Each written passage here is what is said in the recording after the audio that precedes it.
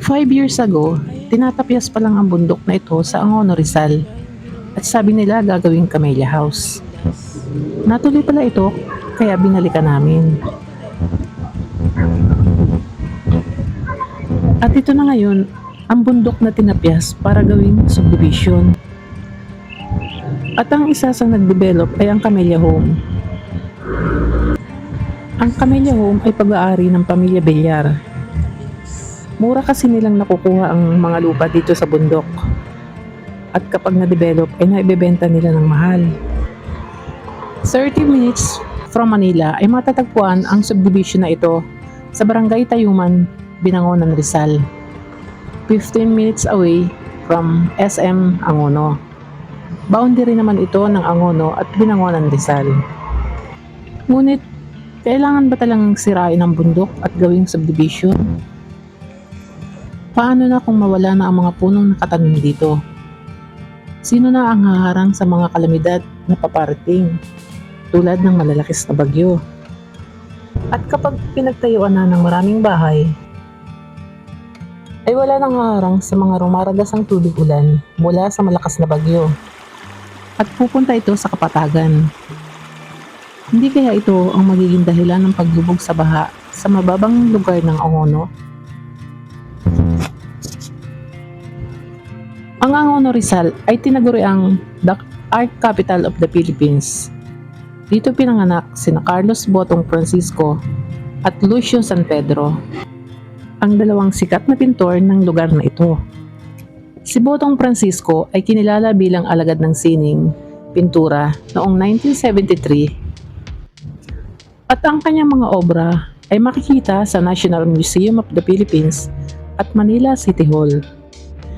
Ipinagmamalaki ng Angono Rizal na sila ay napasama sa top 10 rank ng first to second municipalities ng Pilipinas, kung saan nakuha nila ang top 7 na pwesto.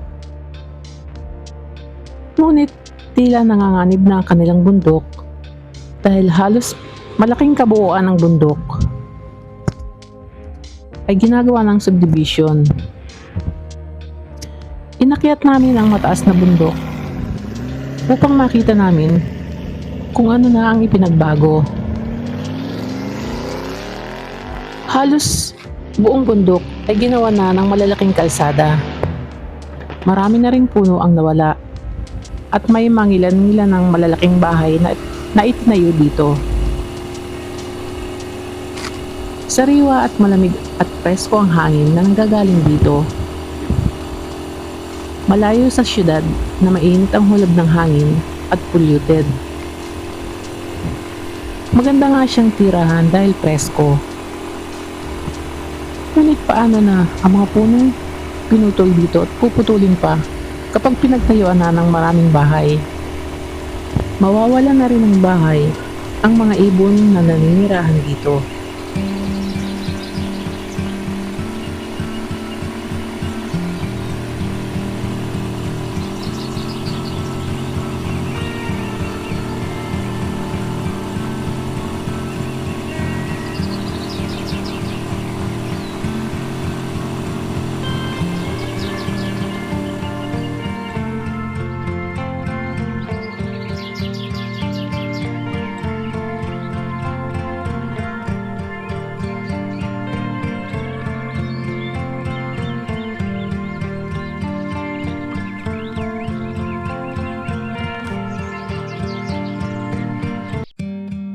Unti-unti na ring sumisikat ang lugar na ito sa mga turista dahil may mga nagtayo na rin ng mga cafe at restaurant.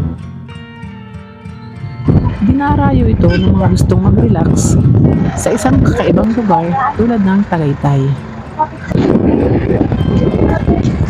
Wala akong ibang intensyon nung ginawa ko ang video ito. Bilang isang simpleng mamamayan lamang po at nag-aalala at nagmamahal sa kalikasan.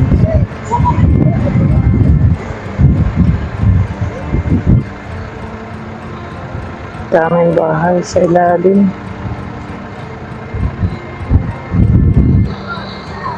Ano yun?